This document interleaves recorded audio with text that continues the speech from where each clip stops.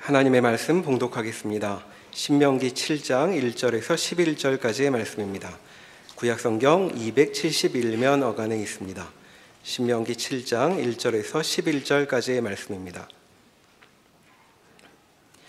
내 하나님 여호와께서 너를 인도하사 내가 가서 차지할 땅으로 들이시고 내 앞에서 여러 민족 헷 족속과 기르가스 족속과 아모리 족속과 가나안 족속과 브리스 족속과 히위 족속과 여부스 족속 곧 너보다 많고 힘이 센 7 족속을 쫓아내실 때에 내 하나님 여호와께서 그들을 내게 넘겨 내게 치게 하시리니 그때 너는 그들을 진멸할 것이라. 그들과 어떤 언약도 하지 말 것이요 그들을 불쌍히 여기지도 말 것이며 또 그들과 혼인하지도 말지니 내 딸을 그들의 아들에게 주지 말 것이요 그들의 딸도 내 며느리로 삼지 말 것은 그가 내 아들을 유혹하여 그가 여호와를 떠나고 다른 신들을 섬기게 함으로 여호와께서 너희에게 진노하사 갑자기 너희를 멸하실 것임이니라. 오직 너희가 그들에게 행할 것은 이러하니 그들의 제단을 헐며 주상을 깨뜨리며 아세라 목상을 찍으며 조각한 우상들을 불사를 것이니라. 너는 여호와 내 하나님의 성민이라. 내 하나님 여호와께서 지상 만민 중에서 너를 자기 기업의 백성으로 택하셨나니 여호와께서 너희를 기뻐하시고 너희를 택하심은 너희가 다른 민족보다 수요가 많기 때문이 아니니라. 너희는 오히려 모든 민족 중에 가장 적으니라. 여호와께서 다만 너희를 사랑하심으로 말미암아 또는 너희의 조상들에게 하신 맹세를 지키려 하심으로 말미암아 자기의 권능의 손으로 너희를 인도하여 내시되 너희를 그 종되었던 집에서 애굽 왕 바로의 손으로 속량하셨나니 그런즉 너는 알라. 오직 내 하나님 여호와는 하나님이시요 신실하신 하나님이시라. 그를 사랑하고 그의 계명을 지키는 자에게는 천대까지 그의 언약을 이행하시며 인애를 베푸시되 그를 미워하는 자에게는 당장에 보응하여 멸하시나니 여호와는 자기를 미워하는 자에게 지체하지 아니하시고 당장에 그에게 보응하시느니라. 그런즉 너는 오늘 내가 내게 명하는 명령과 규례와 법도를 지켜 행할지니라. 아멘. 오늘 본문인 1절과 2절을 자세히 살펴보시면 하나님께서 이스라엘 백성들에게 행하시는 일들이 무엇인가에 대한 내용들이 상세히 열거가 되고 있습니다. 하나님께서 친히 이스라엘 백성들을 인도하셔서 가나안 땅에 들어가게 하시고 그리고 가나안 부족들을 이스라엘 백성들의 손에 붙이셔서 치게 하심으로 인하여 쫓아내게 하신다. 이렇게 상세한 내용들이 있습니다. 이 말씀들이 다 하나님이 이스라엘 백성들을 위하여서 행하시는 일들입니다. 이미 신명기 앞에서도 확인한 바이지만 오늘 이 말씀 통해서도 저희가 확인하는 바는 이스라엘 백성들이 가나안 땅을 정복하고 그들의 기업과 소유로 삼게 된다라고 하는 것은 이미 정해져 있는 기정사실화된 내용임을 알 수 있습니다. 그렇기 때문에 이스라엘 백성들은 우리가 어떻게 해야 가나안 땅을 정복해서 우리 소유로 삼을 수 있을까 이런 염려나 걱정을 하는 것이 아니라 우리가 그 땅을 차지할 터인데 우리가 그 땅 안에 들어가서 하나님의 백성으로서 어떻게 살아야 하는가에 대한 그 말씀에 귀 기울이는 것이 우선적이어야 합니다. 오늘 말씀을 보면 이스라엘 백성들이 하나님의 명령에 따라 가나안 땅 안에 들어가서 제일 먼저 해야 할 것은 가나안 땅에 있는 부족들을 진멸하는 것입니다. 진멸하는 것은 그 어느 것도 남겨두지 않고 다 죽이는 것입니다. 어떻게 보면 이 하나님의 명령이 대단히 불편해 보일 수도 있습니다. 그렇게 불편하게 느끼는 이유는 하나님이 대단히 편파적이며 유례 없이 잔인한 명령을 주시기 때문이라는 생각을 합니다. 그러면 하나님이 정말 자기가 택한 이스라엘 백성들만을 위하여서 아무 잘못도 없고 잘 살고 있는 이방 부족들을 그 땅에서 씨도 남기지 않고 다 진멸하는 것이 정말 합당한가 의로운가라고 하는 그런 생각 때문에 불편하고 또 어렵게 느껴질 수가 있습니다. 그러면 하나님이 정말 편파적인 하나님이신가? 그러면 하나님이 정말 잔인한 하나님이신가 묻는다면 그렇지 않습니다. 성경이 이에 대한 답을 레위기에서 주고 있습니다. 레위기 18장에 보면 이 가나안 부족들이 그 땅 안에 살면서 그들이 아무렇지도 않게 행하고 있는 그 악한 풍습들이 무엇인지에 대한 말씀들을 아주 자세하게 열거해 주고 있습니다. 이 가나안 부족들이 자신의 삶 가운데에서 행하는 악한 풍습은 대표적으로 근친상간, 동성애, 그리고 수간까지도 행하는 것입니다. 이러한 풍습들에 노출되어서 악을 행하고 있기 때문에 하나님은 이스라엘 백성들에게 너희는 그 땅 안에 들어가서 그 땅의 악한 풍습이 잔존해 있을 때에 절대로 쫓아가지 말라는 금지 명령을 주십니다. 각 사람은 친족을 가까이하여 그의 하체를 범하지 말라라는 말씀도 주시고 너희의 자녀를 몰렉에게 주어 불 가운데 지나게 하지 말라는 말씀도 주십니다. 또 너는 여자와 동침함 같이 남자와 동침하지 말라는 말씀도 주시고 남자나 여자나 짐승과 교합하여 자기를 더럽히지 말라는 말씀도 분명하게 주십니다. 이러한 죄를 가나안 부족들이 아무렇지도 않게 저질렀기 때문에 하나님께서는 하나님의 심판이 임하고 있다라고 하는 것을 분명히 말씀하십니다. 레위기 18장 24절과 25절에 보면 이같이 말씀하십니다. 내가 너희 앞에서 쫓아내는 족속들이 이 모든 일로 말미암아 더러워졌고 그 땅도 더러워졌으므로 내가 그 악으로 말미암아 벌하고 그 땅도 스스로 그 주민을 토해내느니라 이렇게 말씀을 하십니다. 가나안 부족들은 죄가 없는데 자기들이 거주하는 곳에서 잘 살고 있는데 하나님이 이스라엘 백성들에게 주리라 약속하신 것 때문에 하루아침에 아무 잘못도 없이 죄도 없이 그 땅에서 쫓겨난 것이 아닙니다. 그들은 그들의 죄 때문에 하나님께서 이스라엘 백성들을 통하여서 심판하시는 것입니다. 심판의 때가 차지 않으면 그 심판의 때가 찰 때까지 하나님은 유예하시는 하나님이십니다.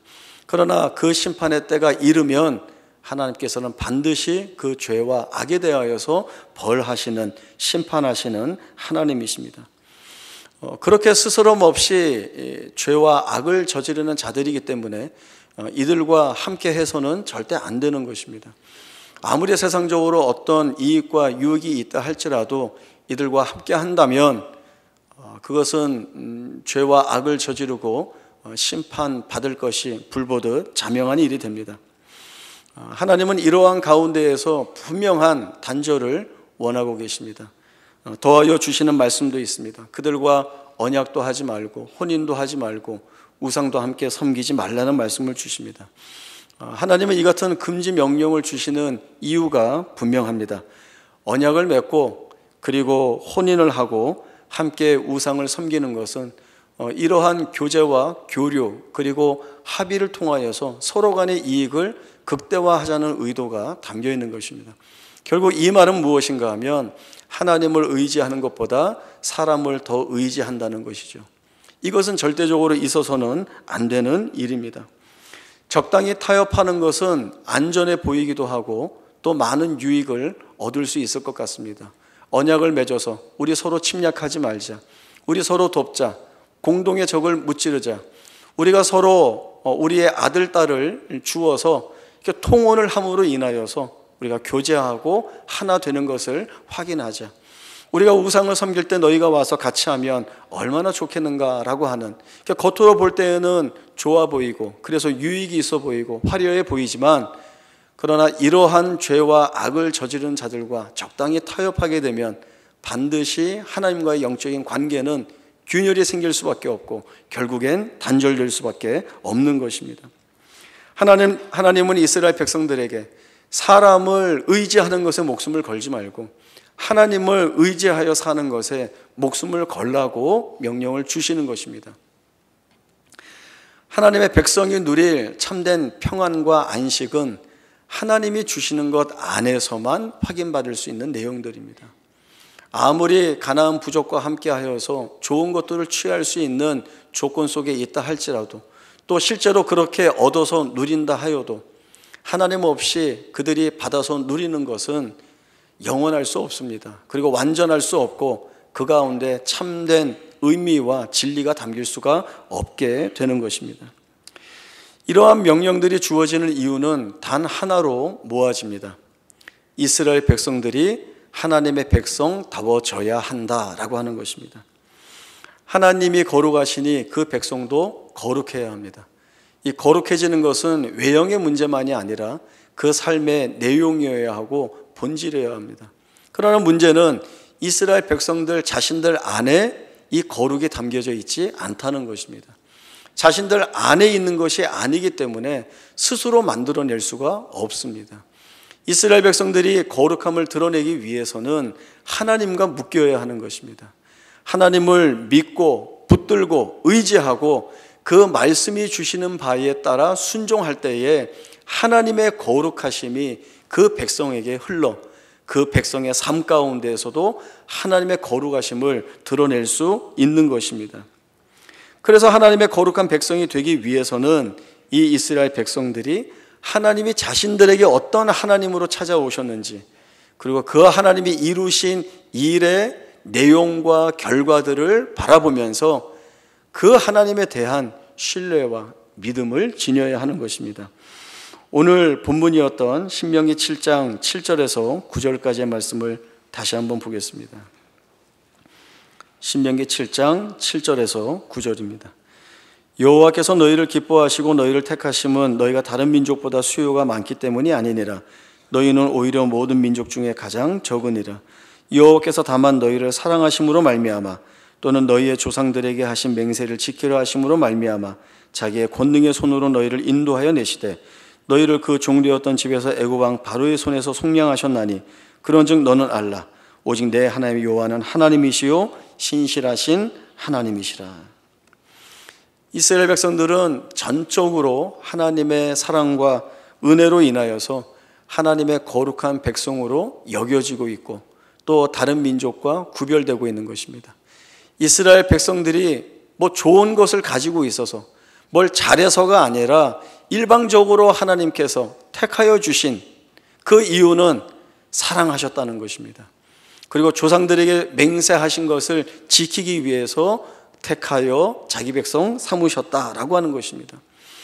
그래서 이스라엘 백성들은 자기들의 어떤 기대나 소원과는 다르게 하나님의 거룩한 백성으로 부름받고 있기 때문에 그 하나님의 거룩한 백성이라고 하는 지위가 갖는 그 지위에 대한 존중과 자랑함이 있어야 하는 것입니다. 그 거룩한 백성의 지위에 대한 존중과 자랑이 없으면 그 하나님의 거룩한 백성으로서 누릴 수 있는 것들을 누리지 못하게 됩니다. 하나님이 우리에게 그렇게 하셨습니다. 우리가 하나님을 먼저 찾지 않았습니다. 우리는 죄가 무엇인지도 모르고 죄를 짓고 살았습니다. 그 죄가 심판으로 귀결된다는 것도 몰랐습니다. 죄인인 우리에게, 심판밖에는 남아있지 않는 우리에게 구주 예수가 필요하다는 것도 몰랐습니다. 그러나 하나님이 찾아오셨습니다. 찾아오셔서 죄의 실체가 무엇인지 보게 하셨고 그 죄는 우리를 심판으로 끌고 가 영원한 저주와 사망에 놓아둔다는 것을 보게 하셨습니다. 구주 예수가 필요함을 깨닫게 하셨고 우리로 하여금 그 심령에 구주 예수를 고백하게 하여서 하나님의 자녀로 삼아 주셨습니다. 하나님의 은혜가 아니고서는 우리에게 주어질 수 없는 이 복된 지위와 은혜가 우리에게 담겨 있습니다. 그러면 우리가 이 하나님의 큰 은혜 안에 세움받은 자들인데 우리가 이 세움받은 자리에 합당한 삶을 살기 위해서는 어떻게 해야 하는가? 우리는 거룩한 싸움을 해 나가야 합니다.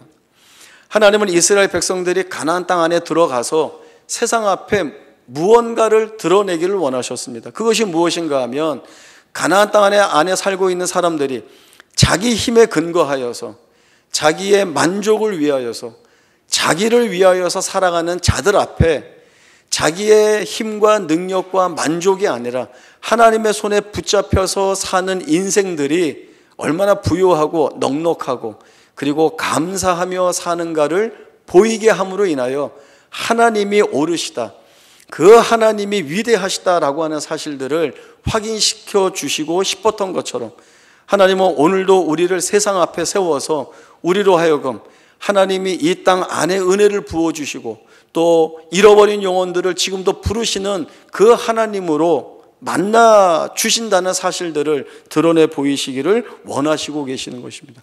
우리가 그 증거로 세움받았고 우리는 그 증거된 삶을 살기 위해서 이 거룩한 싸움을 이 세상 속에서 멈출 수가 없는 것입니다. 우리가 해야 할 일들이 있습니다. 거룩한 싸움을 하기 위해서 우리는 제일 먼저 우리의 모든 삶의 영역에서 우리가 먼저 하나님을 인지하는 거룩한 싸움을 해야 합니다. 우리는 하나님이 우리의 삶 가운데에서 일하고 계시고 역사하신다는 것을 잘 알고 있습니다. 이 하나님을 인지하는 거룩한 싸움이라고 하는 것은 내 삶의 모든 영역에서 이 하나님이 결정권을 가지고 계시고 그리고 그 결정의 내용대로 우리의 삶에 개입하시고 간섭하시고 섭리하신다는 사실들을 어느 순간에도 놓치지 않는 것입니다. 가정 안에서 부부와의 문제라든지 자녀의 문제라든지 아니면 형제와 이웃 간의 문제라든지 회사 안에서 동료와의 문제라든지 또 어떤 결정을 해야 하는 중요한 순간, 아니 사소한 결정의 내용이라 할지라도 거기에 하나님이 개입하셔서 이 일들을 이끌어 나가신다는 그 하나님을 인지하는 싸움이 우리에게 가장 필요한 내용인 것입니다. 얼마나 중요한 것인지 모릅니다. 그리고 우리는 실제 우리의 삶 가운데에서 얼마나 많이 이 하나님을 인지하기보다 오히려 배제하는 삶을 살고 있는지 모릅니다. 정말 하나님께 온전히 드려야 할 고백이 있을 때에 우리는 얼마나 다른 생각 또 다른 마음의 소리에 귀를 기울이는지 모릅니다. 또 우리는 하나님에 대한 믿음을 요구받는 자리에서 그 자리를 벗어나 도망가는 때가 얼마나 많은지 모릅니다. 신앙이라는 이름으로 결단해야 될 때 우리는 세상의 것과 비교하고 간음의 본물로 인하여서 하나님을 쫓아가는 결정보다 나에게 이익이 될 법한 세상의 내용들을 쫓아갈 때가 얼마나 많이 있는지 모릅니다. 우리는 이러한 사실들 앞에서 하나님께서 내 안에서 지금도 일하시고 역사하고 계시는 그 은혜의 유효함이 내 삶을 지배하고 계시다라고 하는 이 하나님을 인지하는 거룩한 싸움을 놓쳐서는 안 될 것입니다. 두 번째로는 내가 이 거룩한 싸움을 하고 있다는 것을 확인할 수 있는 것이, 가늠할 수 있는 것이 하나 있습니다. 이것을 확인하면 내가 거룩한 싸움을 하고 있다는 증거가 됩니다. 그것은 어떠한 상황에서도 하나님께 감사하는 거룩한 싸움을 하는 것입니다. 우리가 보통 감사라고 하는 것은 고맙게 여기는 것에 대한 마음의 반응입니다. 내가 어떤 소원하던 일들이 이루어졌을 때, 내가 마음에 기대하고 있는 일이 되었을 때, 또는 생각지도 못했지만 좋은 일들이 일어났을 때 그 마음속에 감사라고 하는 그 반응이 나옵니다. 여러분들 어느 때 감사헌금하십니까?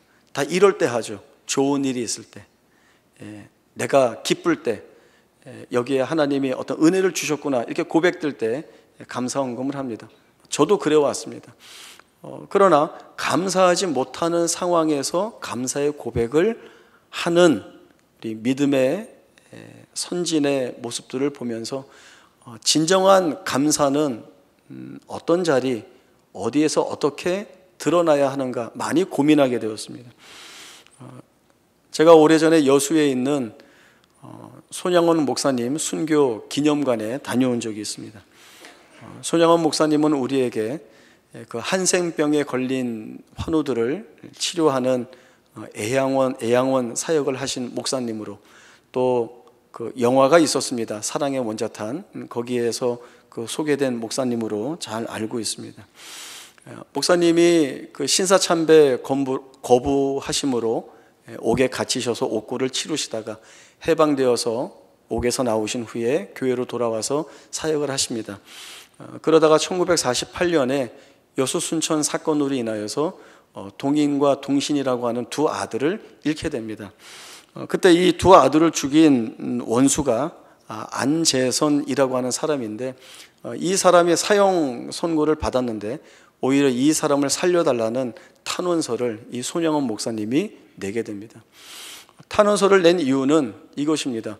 우리 두 아들은 순교하여서 천국에 갔으니까 괜찮은데, 이 아들을 죽인 사람이 사형 선고받고 죽으면 지옥에 갈 게 뻔하니까 살려서 예수 믿게 해서 구원을 받게 해야 된다. 이것이 탄원서를 낸 이유였습니다. 마침내 목사님은 이 두 아들을 죽인 원수를 살려내서 아들을 삼고 또 두 아들의 이름에서 한 자씩 따서 손인신이라고 하는 이름을 지어주게 됩니다. 이 두 아들의 장례식에서 손영원 목사님은 그 조문을 온 분들 앞에서 감사의 제목이라고 하는 9가지를 적어서 읽어주셨습니다. 그것이 이렇게 자필로 써서 이렇게 종이에 있는 것을 제가 이제 찍어와서 이렇게 글로 남겼던 것이 있습니다. 제가 한번 읽어드리겠습니다. 나 같은 죄인의 혈통에서 순교의 자식이 나게 하셨으니 주께 감사합니다. 허다한 많은 성도 중에서 이런 보배를 주께서 내게 맡겨주셨으니 주께 감사합니다. 삼남 삼녀 중에서도 가장 아름다운 두 아들 맏아들과 둘째 아들을 바치게 하시니 감사합니다. 한 아들의 순교도 귀한데 이렇게 두 아들이 함께 순교하였으니 더욱 감사합니다. 예수 믿다가 제명대로 사는 것이 복인데 전도하다 순교당하였으니 감사합니다. 미국 가려고 준비하던 내 아들 미국보다 더 좋은 천국 갔으니 내 마음 안심이 되니 감사합니다. 내 두 아들을 총살한 원수를 회개시켜 내 아들 삼고자 하는 사랑하는 마음을 주신 하나님께 감사합니다.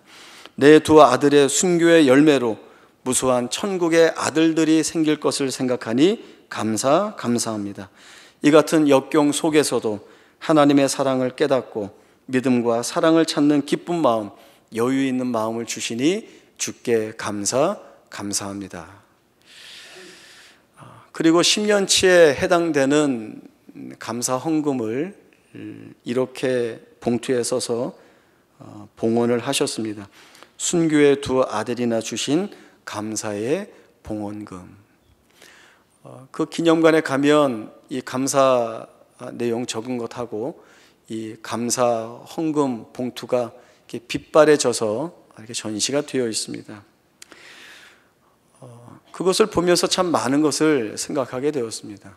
제가 이 손영원 목사님의 이 감사의 내용들을 읽어드린 것은 여러분의 감성에 호소하는 것이 아닙니다.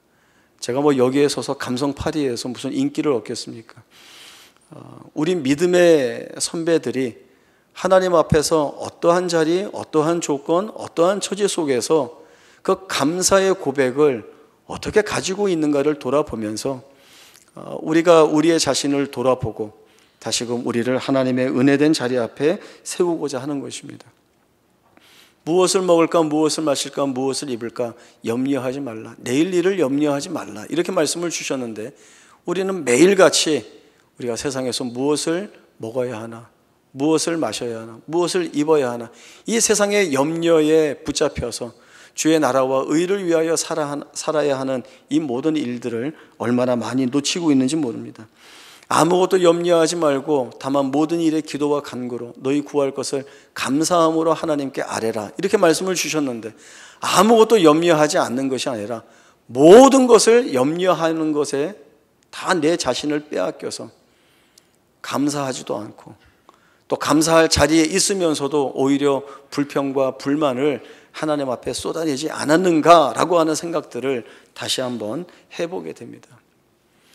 우리 자신을 감사할 수 없는 감사한 자리에 세워야 합니다. 그것이 하나님의 자녀로 부름받은 우리가 해야 할 거룩한 싸움입니다.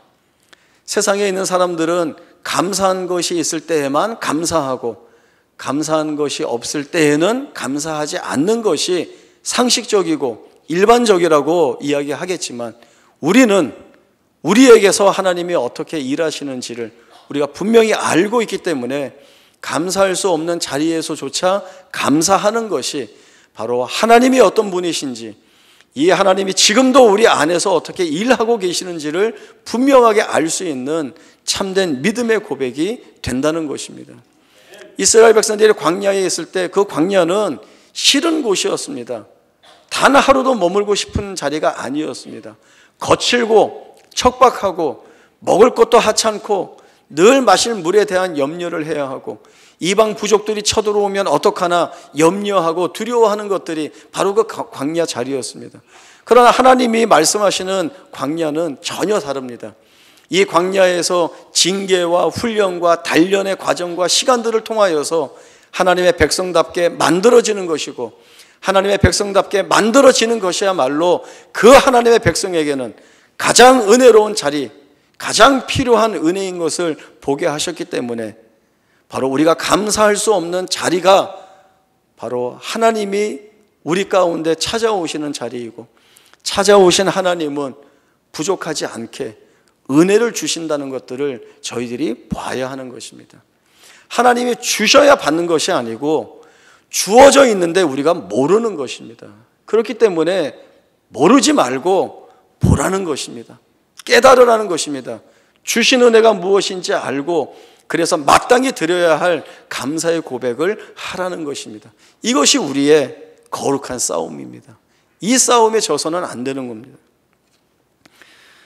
또 하나는 오늘 본문 11절에서 말씀되듯이 그런즉 너는 오늘 내가 네게 명하는 명령과 구려와 법도를 지켜 행하라는 말씀이 주어집니다.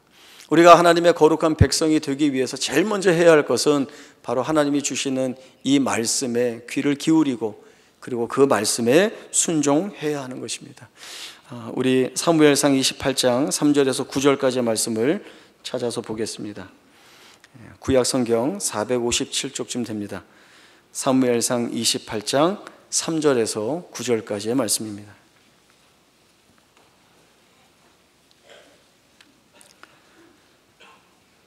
사무엘상 28장 3절에서 9절까지 제가 말씀을 읽겠습니다. 사무엘이 죽었으므로 온 이스라엘이 그를 두고 슬피 울며 그의 고향 라마에 장사하였고 사울은 신접한 자와 박수를 그 땅에서 쫓아내었더라. 블레셋 사람들이 모여 수넴에 이르러 진침해 사울이 온 이스라엘을 모아 길보아에 진쳤더니 사울이 블레셋 사람들의 군대를 보고 두려워서 그의 마음이 크게 떨린지라. 사울이 여호와께 묻자오되 여호와께서 꿈으로도 우림으로도 선지자로도 그에게 대답하지 아니하시므로 사울이 그의 신하들에게 이르되 나를 위하여 신접한 여인을 찾으라. 내가 그리로 가서 그에게 물으리라 하니 그의 신하들이 그에게 이르되 보소서 엔돌에 신접한 여인이 있나이다. 사울이 다른 옷을 입어 변장하고 두 사람과 함께 갈새 그들이 밤에 그 여인에게 이르러서는 사울이 이르되 청하노니 나를 위하여 신접한 술법으로 내가 네게 말하는 사람을 불러올리라 하니 여인이 그에게 이르되 네가 사울이 행한 일 곧 그가 신접한 자와 박수를 이 땅에서 멸절시켰음을 아나니 네가 어찌하여 내 생명에 올무를 놓아 나를 죽게 하려느냐 하는지라. 사울은 이스라엘의 초대 왕으로 하나님 앞에 세움을 받았습니다.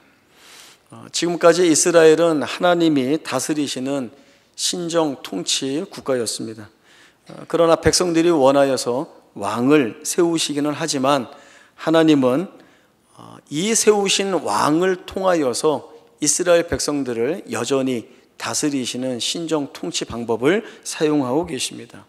그래서 왕으로 세움받은 사람은 무엇을 알아야 하는가 하면 이제 내 백성이 생겼으니 내 마음대로 해도 된다 이런 생각이 아니라 하나님께서 세워주셔서 세움받은 하나님의 대리 통치자라고 하는 이 의미를 마음에 품고 교만하거나 자만하는 것이 아니라 더욱더 겸손한 자리에 서서 하나님의 말씀을 듣고 그 말씀대로 백성들을 다스려 나가야 하는 책임이 이 이스라엘 왕에게 있는 것입니다.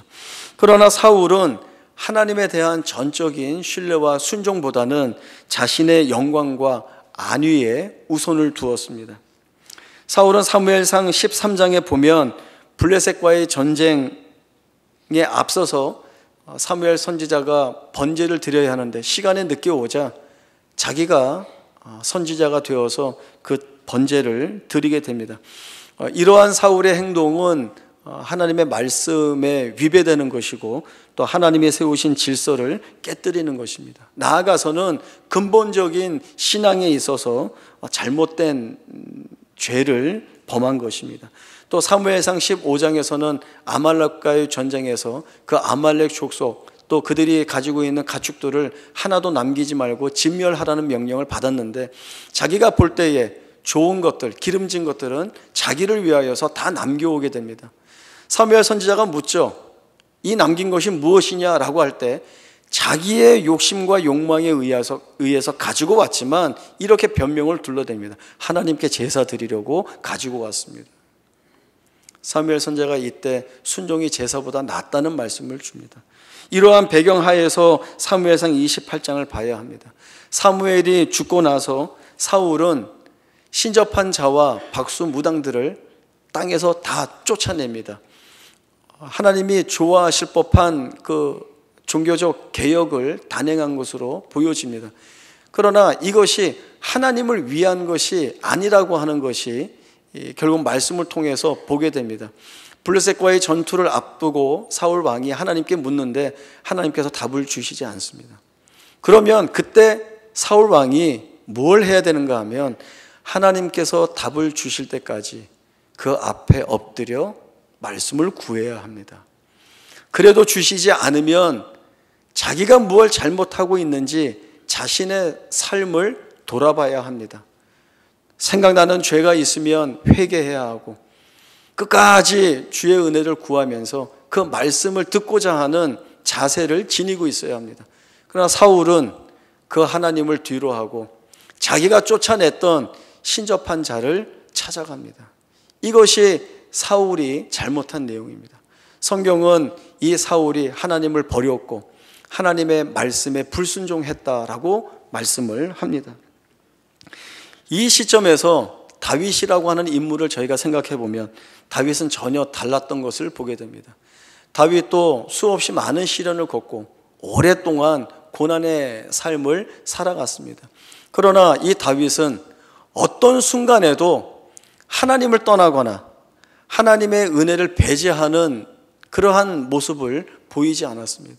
아무리 힘들고 어려워도 거기에 하나님의 은혜를 담아주시기를, 위급하고 위협한 상황에 처해 있더라도 오로지 구원은 하나님께 있으니 그 하나님께서 구원해 주실 것을 기대하고 바라보고 있었습니다.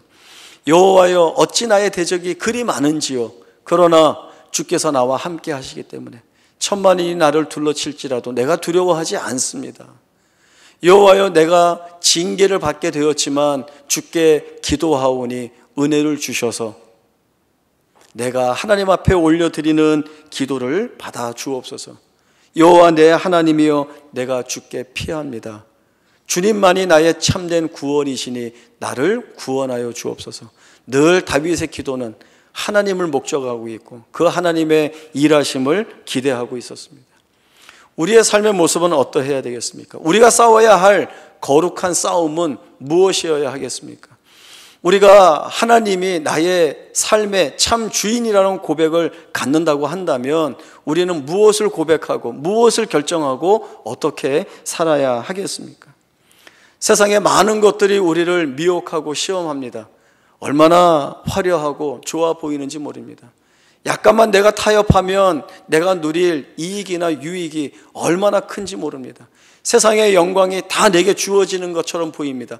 조금만 내가 하나님에게서 한 걸음만 떨어지면 이 좋은 것들이 있을 텐데 어떻게 하나라고 하는 시험이, 미혹함이 늘 우리를 찾아옵니다. 그러나 이 자리에서, 바로 그 자리에서 우리는 거룩한 싸움을 해야 합니다.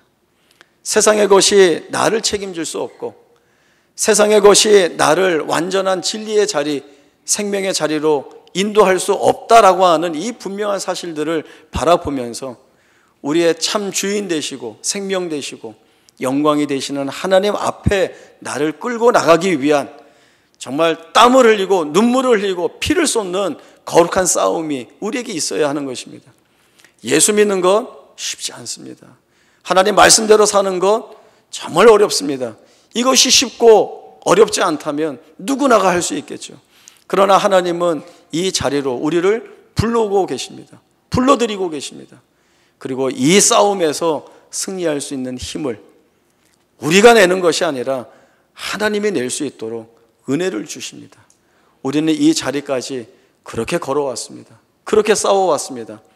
그리고 앞으로도 하나님은 변함없이 이 싸움에서 이길 수 있도록 우리에게 능력을 더해 주십니다. 우리의 도우시는 손길은 하나님 외에는 아무것도 없습니다. 주 예수보다 귀한 것이 없습니다. 우리를 책임지실 분은 하늘 아버지뿐입니다. 이 하나님 붙들고 사는 것이 우리에게 얼마나 큰 은혜인지 복인지 영광인지 알아 하나님이 싸우게 하시는 이 거룩한 싸움의 자리를 복된 자리, 은혜의 자리로 만드셔서 하나님을 기쁘시게 하고 그리고 하나님의 영광의 찬송이 되는 우리 모두의 복된 생애가 될 수 있기를 바랍니다. 기도하겠습니다. 하나님 아버지 은혜를 감사합니다. 세상은 얼마나 달콤하고 좋은 것들로 우리를 시험하고 유혹하는지 모릅니다. 조금만 내 마음을 누그러뜨리면 세상이 내 인생의 모든 것들을 책임져 줄 것 같은 그러한 생각이 듭니다. 주여 우리에게 하늘의 지혜를 허락하여 주시고 은혜를 부어 주시어서 세상을 쫓아갈 것이 아니라 피를 토하고 땀을 흘리며 눈물을 쏟으며 싸워야 하는 거룩한 싸움에 임하는 우리, 그리고 싸우는 우리, 그리고 이겨낼 수 있는 우리 모두가 되게 하여 주옵소서. 이 싸움을 하게 하시는 주를 붙들 때에 우리에게 참된 승리를 주시는 하나님의 계심으로 인하여 우리는 힘을 얻습니다. 이 자리 우리 홀로 가는 것이 아니라 주의 도우시는 손길 안에서 가는 것이니 우리는 반드시 이길 것입니다. 이 복된 승리의 기쁨을 가지고 주께서 살아가게 하시는 날들을 살아가고 또 세우시는 자리에서 세움 받은 자로 승리하는 복된 생애를 살아내는 우리 모두가 되게 하여 주옵소서. 지금은 우리 주 예수 그리스도의 은혜와 하나님 아버지의 크신 사랑과 성령 하나님의 충만하신 역사하심이 거룩한 싸움을 통하여 우리를 복되게 하시고 영광되게 하시는 하나님의 그 걷게 하시는 길들을, 현실들을 감사하며 살아낼 것을 다짐하는 주의 사랑하는 성도들 머리 위에 지금으로부터 영원토록 함께 있을지어다. 아멘.